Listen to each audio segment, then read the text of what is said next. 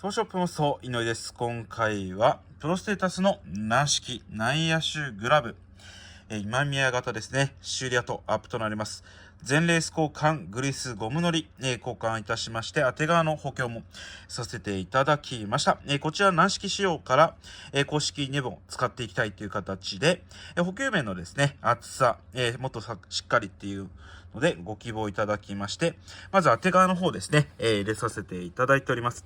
そして、しっかり感の強い中白のオーダーのブラウンレースにて、変えさせていただきました。部分によってですね、薄くしたりと、しております。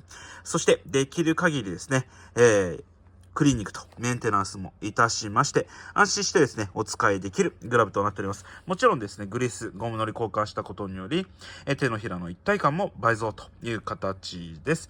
こちらにてですね、ぜひ、怪我なく楽しくですね、野球の方していただければと思います。ではこちら以上です。ありがとうございました。